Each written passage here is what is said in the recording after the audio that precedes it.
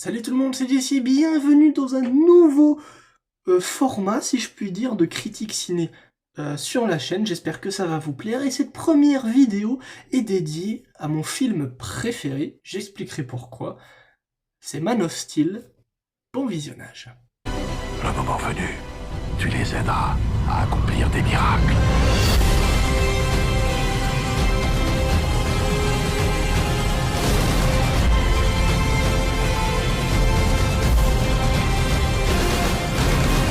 Vous imaginez que votre fils est à l'abri? Je le retrouverai! Mon père croyait que si le monde apprenait qui j'étais, il me rejetterait.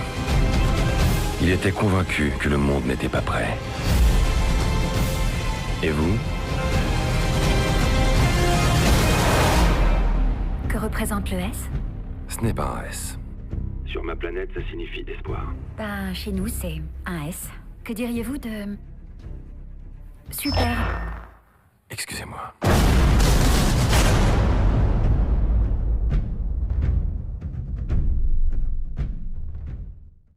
Man of Steel est un film réalisé par Zack Snyder, co-scénarisé par David S. Goyer et Christopher Nolan, à qui l'on doit la trilogie du Dark Knight, sorti le 19 juin 2013.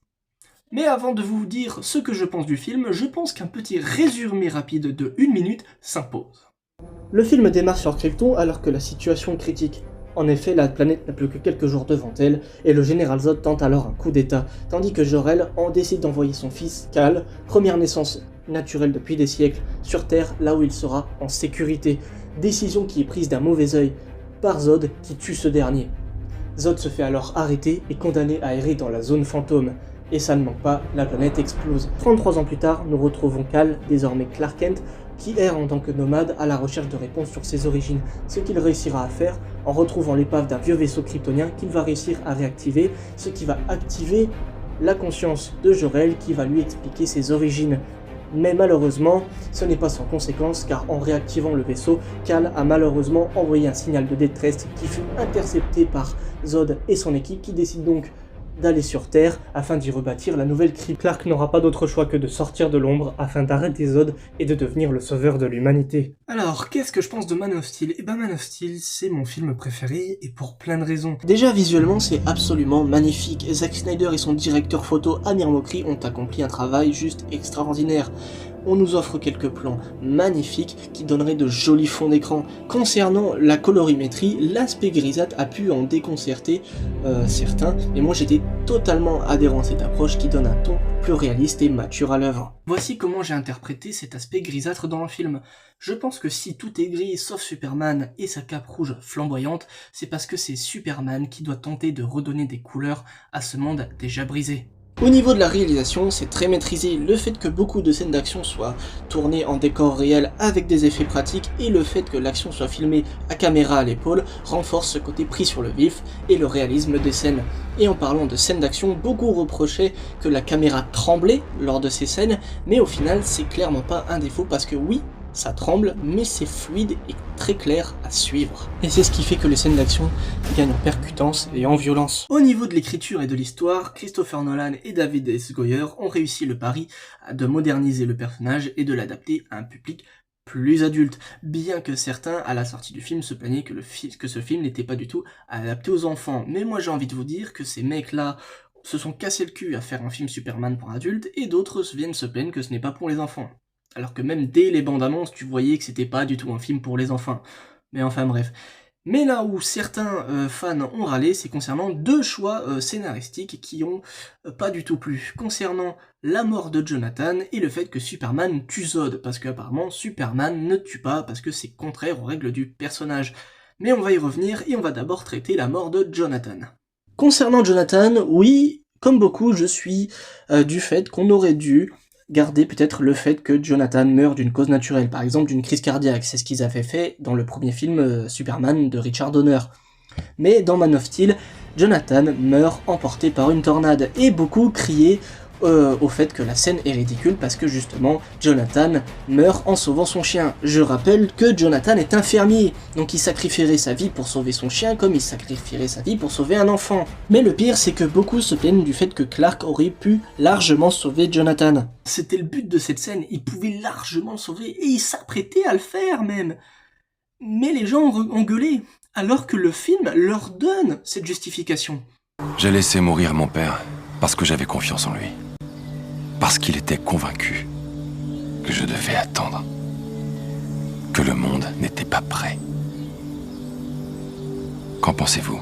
Et même avec ça, beaucoup de fans restent de mauvaise foi alors que le film leur répond littéralement.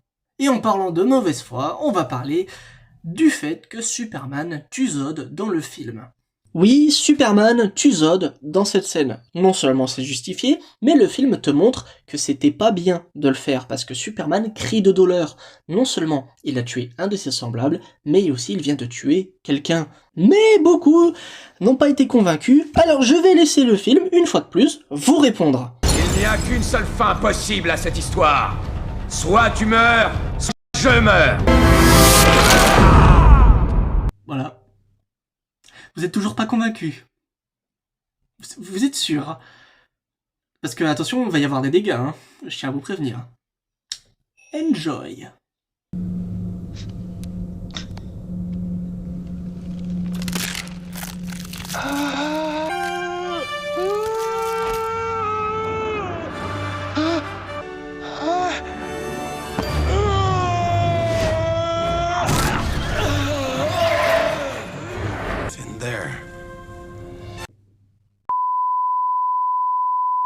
Et vous savez, c'est quoi le pire? C'est que dans Superman 2, non seulement dans cette scène-là que vous avez vue, Zod a perdu ses pouvoirs et est donc redevenu humain. Donc Superman aurait eu le choix de l'arrêter et de le mettre en prison, mais non, il le tue de manière très très froide.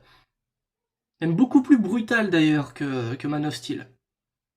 Sachant que les films Superman avec Christopher Reeves sont des films à destination des enfants. Je vous laisse avec ça. Bref, cette fois, parlons de la musique. Et c'est là où j'aurai beaucoup plus de réserves. Non pas que la musique de Hans Zimmer soit très mauvaise, loin de là, elle est même excellente, mais c'est plutôt au niveau de son utilisation. Dans le film, c'est trop souvent les mêmes morceaux qu'on réutilise à chaque fois. Mais je note quand même 2 ou 3 morceaux qui sont vraiment excellents, notamment les morceaux Flight et What Are You Going to Do When You Are Not Saving the World, et on appréciera mon accent. Et pour terminer, je vais vous parler du casting qui est juste excellent. Tous les acteurs sont vraiment impeccables. Michael Shannon, qui interprète le général Zod, est juste terrifiant et charismatique dans chacune de ses apparitions. On a peur de ce qu'il va dire ou faire au personnage.